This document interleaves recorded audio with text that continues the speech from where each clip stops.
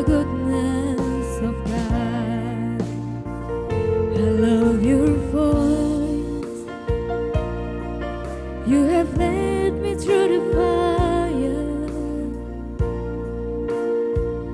and darkness night. You are close like no other. I've known you as a father. I've known you as a friend. Oh, I will sing of the goodness of God. And all my life you have been faithful. And all my life you have been so, so good. With every breath that I am able, oh, I will sing of the goodness of God. Your goodness is running after me. Your goodness is running after me. With my life laid down, I'm surrendered now. I give you everything. Your goodness is running after me. Your goodness is running after me. And all my life you have been faithful. And all my life you have been so, so good. With every breath that I am able, oh, I will sing of the goodness of God. Oh, I will sing of the goodness of God.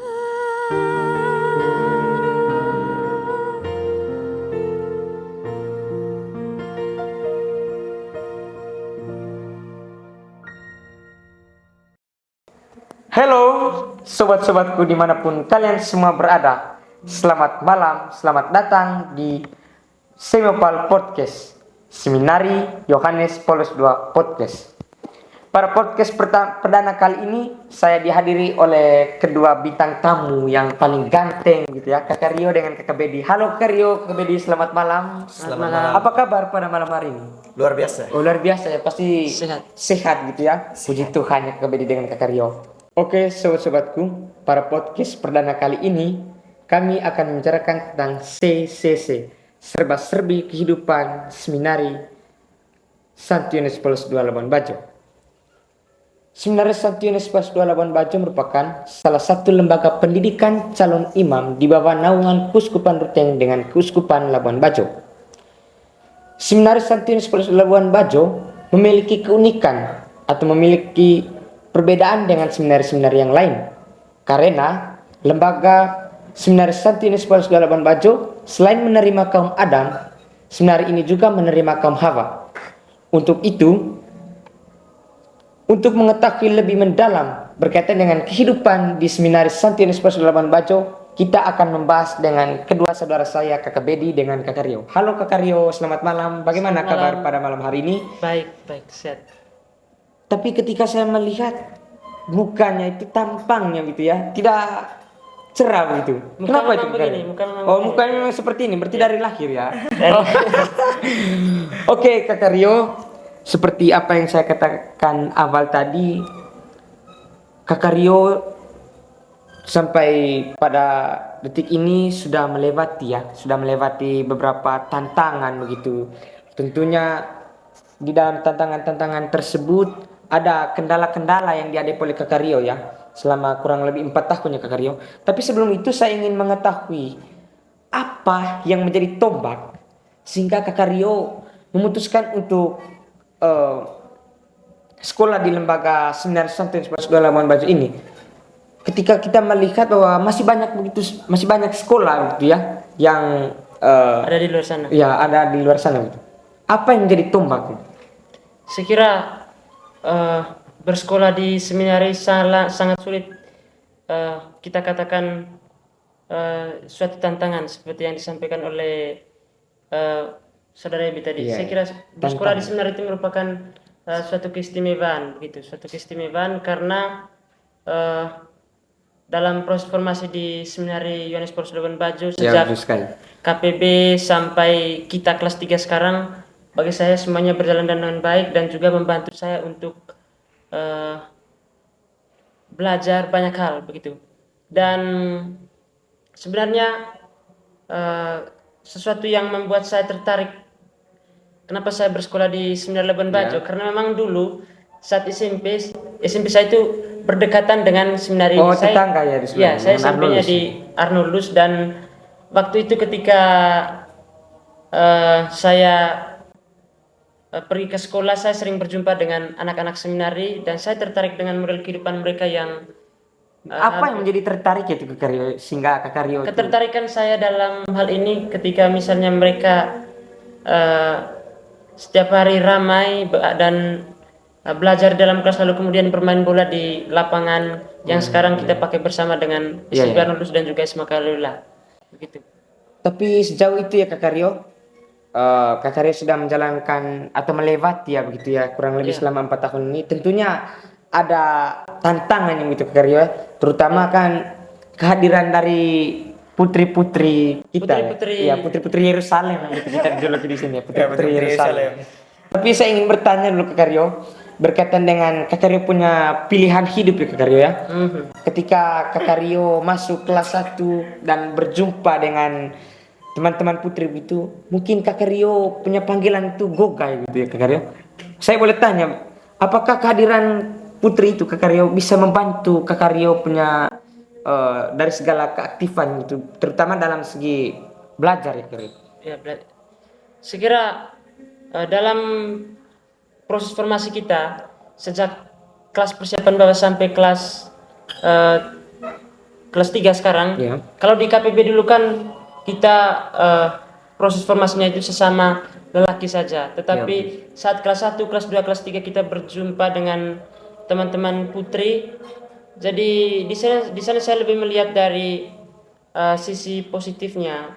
Ketika saya bergabung bersama mereka, kita bergabung bersama mereka, saya kira itu menjadi sesuatu yang istimewa. Karena apa? Karena kita belajar banyak hal. Begitu. Kita belajar dari segi afektif dan juga kita berjuang bersama dalam belajar dan juga kegiatan-kegiatan ekstra yang sebenarnya sudah menjadi ketentuan seminari begitu. Tapi kalau boleh tanya Kak Karyo ya, mungkin Kak Karyo pernah jatuh cinta gitu? Karena ketika saya melihat dari tampangnya itu, Kak Karyo ini haus akan cinta gitu ya. Tidak juga. Oh tidak seperti itu juga Kak Karyo. Iya. Apakah Kak Karyo pernah mengalami jatuh cinta begitu? Saya kira sebagai seorang Manusia ya. Manusiawi sekali pengalaman jatuh manusia, cinta. sebagai seorang remaja, rasa ketertarikan dengan lawan jenis atau dengan perempuan itu hal yang biasa. Ya. Selama saya berada di seminari, tertarik dengan teman-teman putri itu ada, merasa kagum Ada gitu. oh, Yes. merasa kagum, tapi tidak apa namanya? tidak Ada yang bilang cukup mengagumi saja. cukup mengagumi saja Ya. tanpa harus memiliki. Tanpa- Tapi sulit untuk memiliki ya? Karena ada yang bilang level tertinggi mencintai orang itu adalah ketika misalnya dia bahagia karena dia mencintai orang lain. Oh ya, luar biasa sekali ya Kak Karyo ya.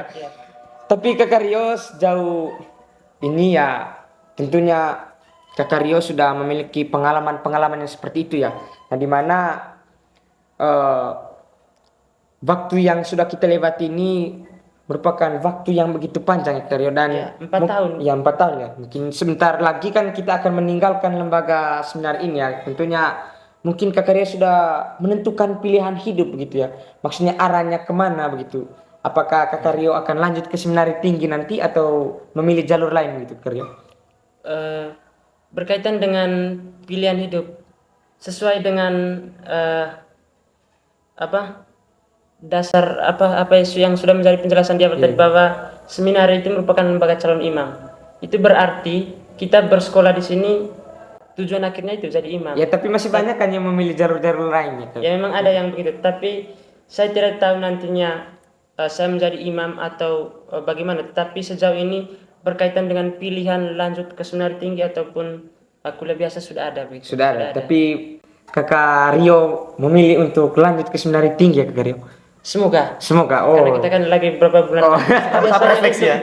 Untuk Berarti- menentukan kita lanjut ke seminari tinggi atau lanjut kuliah biasa itu biasanya di bulan-bulan akhir sebelum tamat. Oh. Gitu. Setelah ujian akhir. Iya ya betul sekali. Tapi saya bisa mengambil kesimpulan bahwa sudah mencapai 70% ya untuk lanjut ke seminari tinggi ya kakak Rio ya. Dari mana? Dari kakak Rio punya pembicaraan itu lebih mengarah ke situ ya. Semoga saya. Oh, amin amin. Kita akan mendoakan dari belakang ya kakak Rio ya. Tapi kakak Rio, begitu banyak pengalaman yang kakak Rio dapat berkaitan dengan hal tersebut. Saya mau tanya kakak Rio, karena ketika dilihat dari jawaban dari kakak Rio tadi bahwa arahnya lebih ke situ ya kakak Rio, lebih lanjut ke seminari tinggi. Apa yang jadi motivasi Anda gitu untuk masuk ke seminari tinggi gitu kakak Rio? Baik, saya kira setiap orang itu punya pilihan hidupnya masing-masing, dan pilihan hidup itu merupakan satu panggilan, dan panggilan itu tujuannya untuk kebaikan diri saya sendiri dan juga untuk kebaikan orang-orang yang ada di sekitar saya. Dan pilihan untuk masuk seminari tinggi ini kita bicara tentang misal ya. Yeah. Walaupun sekarang itu saya belum belum memutuskan lanjut ke seminari tinggi atau Terima lanjut. Pak Karen sekali. Dan saya kira semua pilihan-pilihan hidup yang kita jalankan nanti, entah kita lanjut ke seminari tinggi atau sekolah di perguruan tinggi, selain seminari tinggi, selain lembaga pendidikan calon Ya, imam, betul. semuanya itu tujuannya untuk sesuatu yang positif lah untuk diri kita sendiri dan juga untuk orang-orang yang ada di sekitar Ya, kita. tapi kakak Rio sudah apa namanya orang bilang ya, sudah mengambil konsekuensi dari apa yang kakak Rio pilih begitu ya. Iya. Sejauh ini. Iya, sejauh ini pilihan hidup yang saya buat itu sebenarnya selama 4 tahun kurang lebih dari KPB sampai sekarang, pertanyaan tentang kemanakah nanti saya lanjut itu Yeah. sudah saya pikirkan begitu. Dan pilihan yang kita pilih itu di akhir itu kita harus siap tanggung konsekuensinya, karena pilihan yang kita buat itu kan bukan didorong oleh orang lain, tapi karena kemauan sendiri ya. Motivasi kita sendiri dalam sendiri. diri. Oke baik. Good.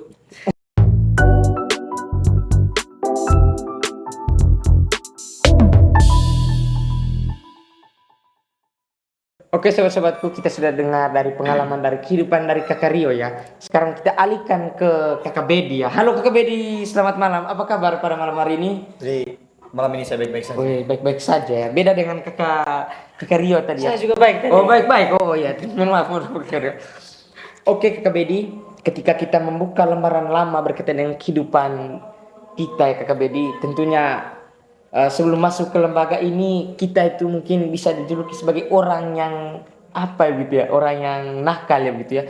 Tetapi saya ingin bertanya dulu kakak Bedi, apa motivasi awal Anda sampai kakak Bedi itu memilih sekolah di lembaga Seminari Santi Universitas Labuan Bajo ini? Karena ketika saya melihat bahwa begitu banyak sekolah di luar sana selain di lembaga seminari ini. Jadi saya kira hidup berasrama itu merupakan salah satu hal yang penting bagi kita ya, dan juga Ya tapi kan sekolah lain juga ada. ada gitu ya. asrama. Tapi saya rasa dinamika hidup Beda asramanya. dan saya rasa dinamika hidup berasrama itu juga luar biasa secara khusus di seminari. Jadi kalau saudara tadi berbicara mengapa saya memilih seminari menjadi tempat bagi saya untuk melanjutkan Ya, pendidikan, saya kira banyak hal yang berbeda ya, seminari dan juga lembaga-lembaga lain yang ada di luar.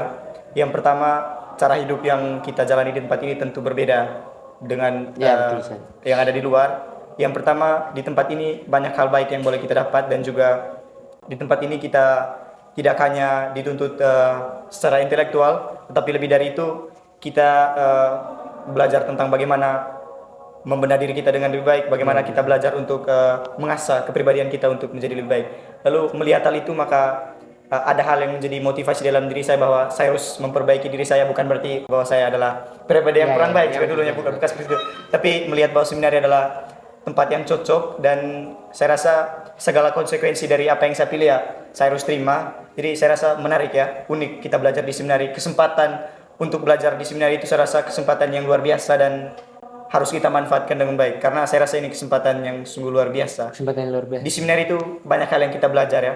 Tidak sama seperti yang saya sudah sampaikan bahwa kita tidak hanya belajar dari dimensi intelektual, tetapi lebih dari itu pembentukan karakter, lalu bagaimana kita melatih diri kita dalam hal dalam dimensi spiritual, kita mendekatkan diri dengan Tuhan melalui perjumpaan-perjumpaan kita dengan Tuhan. Saya rasa itu merupakan hal yang membuat kita lebih menjadi pribadi yang lebih baik lagi, lebih matang lagi, saya rasa seperti itu. Oke, Kak Bedi, ketika kita menjalani formasi-formasi di lembaga seminari Santinus Yohanes Paulus II Labuan Bajo ini, tentunya ada berbagai banyak kendala gitu ya Kak Bedi ya. Kendala yang pertama itu mungkin karena kita selalu diatur waktu begitu ya, dimanapun kita punya kegiatan itu selalu diatur dengan waktu. Tapi pertanyaannya, apakah Kak Bedi bosannya berkaitan dengan aturan-aturan yang seperti itu? Jadi kalau kita bicara bosan atau tidak, saya rasa manusiawi sekali ya kalau kita bosannya, karena saya berpikir bahwa setiap pilihan kita punya konsekuensi. Jadi mau tidak mau, suka tidak suka ya kita harus menerima apa yang menjadi pilihan kita. Lalu bagi saya tantangan di seminari itu sebetulnya itu pada tahap awal ya, ketika saya menginjakan kaki pertama kali itu di kelas persiapan bawah, tepatnya pada tanggal 6 Agustus 2021 ya. Saya mulai belajar di KPB, dan memang saat-saat awal itu merupakan saat-saat yang sulit ketika saya harus beradaptasi dengan situasi hidup berasrama. Juga saya harus beradaptasi dengan teman-teman dari berbagai latar belakang, bahasa, dan juga karakter yang berbeda-beda. Jadi saya dilatih untuk bisa mengerti karakter orang lain, dan saya rasa tantangan untuk hidup di seminari itu ketika berada pada tahap awal ya, bagaimana kita bisa beradaptasi dengan aturan yang tentu sangat berbeda dan kontra sekali dengan di luar, bahwa dari waktu kita bangun pagi sampai kita istirahat malam itu tentu berbeda, dan kita hidup dalam aturan yang diatur dengan sebaik mungkin. Jadi hal itu yang membuat kita hidup lebih pola, kehidupan kita lebih terpola lagi. Ya. Oke, Kak Bedi, terima kasih karena Kak Bedi telah menyaringkan berkaitan dengan pengalaman motivasi menarik sekali ya untuk kita dengarkan itu. Lalu Kak Bedi, ketika kita melihat lagi bahwa kehidupan di seminari ini merupakan salah satu kehidupan yang penuh kerohanian gitu ya Kak Bedi ya. Orang bilang spiritualitas itu nampak sekali Kak Bedi. Dimensi spiritual ya. Tapi saya bertanya dulu Kak Bedi, bagaimana dengan kerohanian dari Kakak Bedi gitu. Saya mau tanya dulu berkaitan dengan Kakak Bedi punya kerohanian. Apakah Kakak Bedi setia gitu? Relasi dengan Tuhannya itu apakah Kakak Bedi, kalau Kakak Ria tadi kan dia cinta dengan teman-teman putri, mungkin Kakak Bedi cinta dengan Tuhan gitu. Jadi kalau kita berbicara soal seminari, bahwa seminari itu kan lembaga pendidikan calon imam, dan salah satu hal yang harus kita bersama bahwa pendidikan rohani itu juga merupakan salah satu hal yang ditekankan ya. Jadi kita hidup dalam aturan, juga hal-hal yang berdimensi spiritual itu merupakan hal yang selalu ditekankan ya dalam kehidupan berasrama, khususnya di seminari. Jadi pengalaman rohani saya pribadi ya, saya rasa itu adalah hal yang perlu saya sharingkan, bahwa pengalaman di mana kita membangun relasi yang lebih baik dengan Tuhan, saya rasa itu merupakan hal yang perlu diupayakan, dan hal ini bisa kita buktikan dengan rutinitas kita. Bangun pagi kita mulai dengan ekaristi. Lalu ketika mulai proses belajar di sekolah, kita mulai dengan ibadat pagi, lalu selesai dari proses belajar juga di sekolah siang kita ibadat siang, lalu malam juga kita ibadat malam. Dan saya rasa kita hidup dalam situasi yang dimana kita dikelilingi oleh hal yang membuat kualitas hidup rohani kita menjadi lebih baik. Saya rasa kalau kita berbicara tentang hal rohani, bahwa di seminari itu merupakan kesempatan berharga bagi kita untuk membangun relasi yang lebih spesial lagi dengan Tuhan. Oke Kak Bedi, tapi berkaitan dengan hal rutinitas ya Kak Bedi ya. Berkaitan dengan rutinitas itu kan tentunya kita manusia ini kan tidak terluput dari yang namanya kesalahan gitu ya. Terlebih khusus kan kita hidup berasrama ini kan ada berbagai macam tantangan atau godaan gitu Kak Bedi. Mungkin saya bertanya berkaitan dengan tantangan atau godaan untuk Kak Bedi. Mungkin Kakak Bedi pernah mengalami situasi penderitaan gitu ya. Bukan penderitaan karena sakit ya. Penderitaan maksudnya hukuman gitu dari para pembina gitu. Ketika Kakak Bedi orang bilang itu ketika melewati satu jalan itu di luar lintas gitu. Begitu kita tidak jalan dalam rel yang sebenarnya kita jalan, tapi di luar. Saya rasa apa yang saya sudah sampaikan bahwa konsekuensi logis dari apa yang menjadi pilihan hidup kita, bahwa ada konsekuensi dari pilihan hidup kita ya. Jadi ketika saya memilih seminari menjadi tempat untuk membentuk diri saya menjadi lebih baik, tentu saya melatih diri saya untuk melepaskan segala kebebasan saya yang ada di luar, ya kebebasan-kebebasan yang mungkin bertentangan dengan aturan yang ada di sini. Jadi di situ saya dilatih untuk bertahan dengan segala aturan yang ada, lalu saya dilatih untuk melepaskan kebebasan-kebebasan yang ada di luar. Jadi konsekuensi logis dari suatu pilihan itu memang ada ya. Jadi dalam dinamika perjalanan hidup di seminari, ya sebagai seorang pribadi yang lemah dan rapuh juga, ya ada hal-hal yang mungkin saja itu bertentangan dengan aturan. Contohnya ketika terlambat, ketika sekolah, misa pagi, dan juga hal-hal lain, ya itu kita perlu kita mendapat hukuman. Jadi saya rasa itu merupakan hal yang wajar, hal yang wajar bahwa itu adalah konsekuensi dari kehidupan yang ada di seminari, bahwa itu merupakan bagian dari hal yang ada dalam suatu proses pendidikan. Saya rasa seperti itu. Baik, terima kasih Kak Bedi, karena Kak Bedi tadi sudah menceritakan pengalaman-pengalaman seperti itu ya Kak Bedi.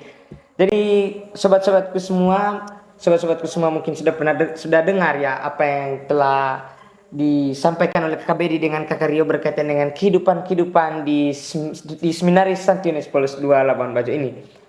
Tapi poin penting yang kita ambil dari diskusi pada malam hari ini, tentunya ketika kita melakukan segala sesuatu, kita harus menanggung semua segala konsekuensi, dan kita tidak boleh memikirkan sesuatu dinamika yang di luar dugaan gitu. Kita harus terarah dengan kita punya pilihan hidup.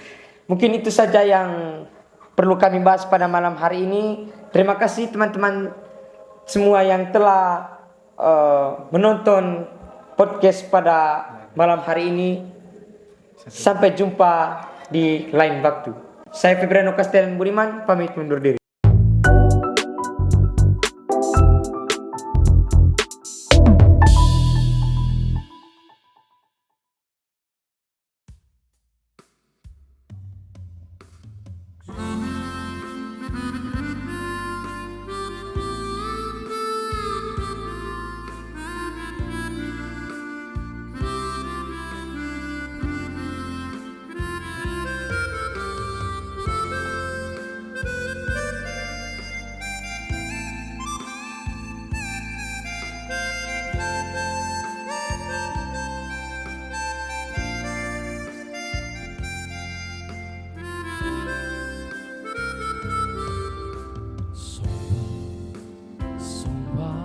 Somba mo mange, somba tegi na ingalis amagi.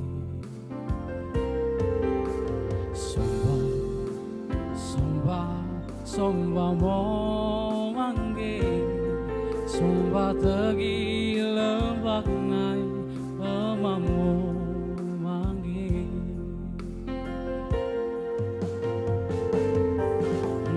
Mawang alisalam ayo neka peko alindiku kemayo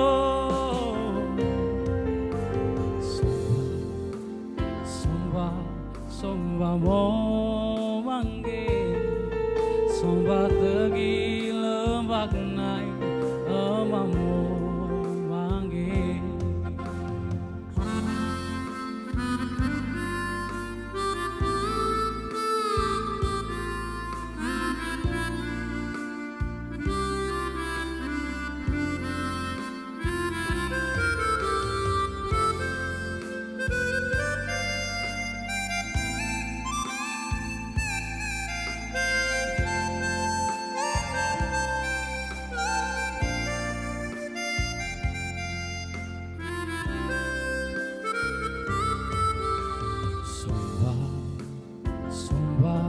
Somba mo mangge, somba tegi na ingalis omagi.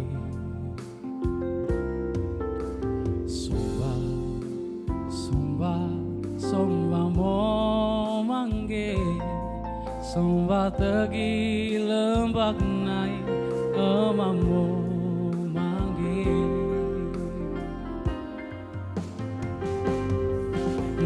Mawang alisalam peko alindiku kemayo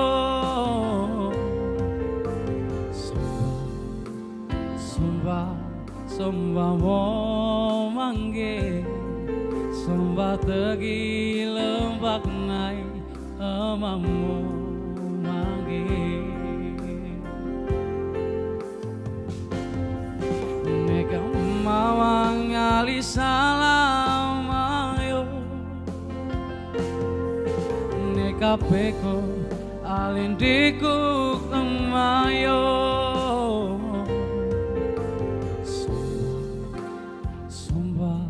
Somba mo mangge Somba tegi lembak nai Amamu mangge